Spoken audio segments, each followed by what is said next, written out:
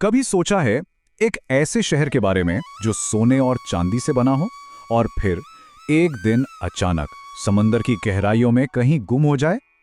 आज हम बात करेंगे द्वारका की, एक ऐसे रहस्य की जो हजारों सालों से सबको अपनी तरफ खींचता रहा है, चाहे वो इतिहासकार हो या फिर श्रद्धालु।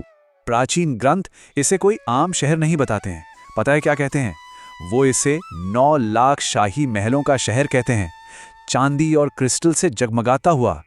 जरा सोचिए, एक ऐसी जगह जो सिर्फ एक शहर नहीं बल्कि भगवान कृष्ण की राजधानी थी, मानो धरती पर स्वर्ग उतर आया हो। तो सबसे बड़ा सवाल यही है ना? क्या वाकई में इतनी दौलत, इतनी भव्यता वाला शहर सच में मौजूद था? आज हम इसी रहस्य की परतों को एक एक करके खोलेंगे और देखेंगे कि इसमें सच्चाई कितनी है और मिथक कितना।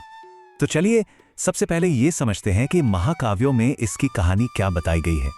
ग्रंथों के मुताबिक द्वारका को बनाने के लिए खुद समुद्र देव ने 12 योजन जमीन दी थी और इसे डिजाइन किया था देवताओं के आर्किटेक्ट यानी स्वयं विश्वकर्मा ने।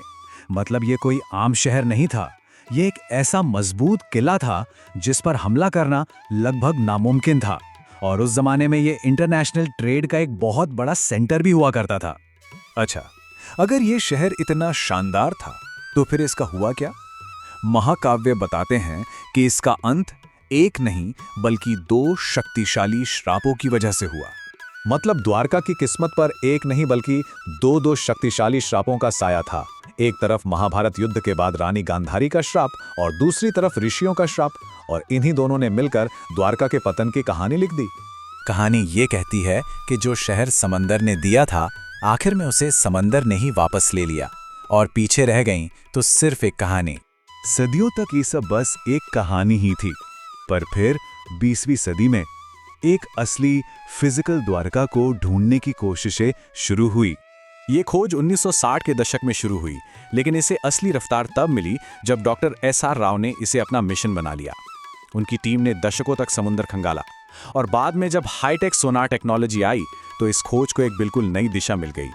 अब सबसे दिलचस्प हिस्सा ये है कि पुरातत्वविदों को आखिर पानी के नीचे मिला क्या, और उन्हें जो मिला वो हैरान करने वाला था। ये सिर्फ कुछ बिखरे हुए पत्थर नहीं थे, बल्कि 560 मीटर यानी आधे किलोमीटर से भी ज्यादा लंबी एक दीवार मिली। बड़े बड़े पत्थर के खंभे, पुराने जमाने के लंगर, ये सारे सबूत चीख चीख के कह रहे थे कि पानी के नीचे एक पूरा वेल प्लान्ड शहर मौजूद है। लेकिन असली धमाका तो तब हुआ जब कुछ चीजों की उम्र पता की गई। पानी से मिली लकड़ी जैसी चीजों की जब कार्बन डेटिंग हुई तो उनकी उम्र निकली करीब 9,500 साल पुरानी। 9,500? ये डेट इतनी पुरानी है कि ये द्वारका को मिस्र के पिरामिड और मेसोपोटामिया की सभ्यताओं से भी हजारों साल पुराना बना देती है।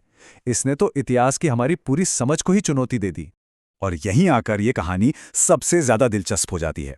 एक तरफ हैं हमारे प्राचीन ग्रंथ और दूसरी तरफ हैं समंदर की गहराइयों में मिले सबूत, और जब दोनों को साथ रखकर देखते हैं तो एक हैरान कर देने वाला कनेक्शन नजर आता है। तो सवाल ये उठता है कि हम इन सबको एक साथ कैसे देखें? हमारे पास इस डूबे हुए शहर के लिए 2 मजबूत वजह हैं। एक तरफ है एक आध्यात्मिक कहानी, श्राप और कृष्ण युग का अंत, और दूसरी तरफ है एक पक्की साइंटिफिक थ्योरी, यानी आखिरी आइस एज का खत्म होना, जिसकी वजह से दुनिया भर में समंदर का लेवल बढ़ गया था। पर सबसे अहम बात यह है कि शायद ये दोनों वजहें एक दूसरे से अलग हैं ही नहीं। क्या ऐसा नहीं हो सकता कि एक असल ऐतिहासिक घटना यानी समुद्र के बढ़ते पानी से एक शहर का डूब जाना हजारों सालों तक एक पौराणिक कहानी के रूप में जिंदा रही हो? द्वारका की ये खोई हुई दुनिया हमें एक बड़ा सवाल पूछने पर मजबूर करती है। जब कोई कहानी इतनी पुरानी हो तो हम ये कैसे तय करें कि मिथक कहाँ खत्म होता है और इतिहास कहाँ से शुरू होता है? शायद इसका जवाब उतना ही गहरा और रहस्यमयी है जितना कि खुद ये समंदर।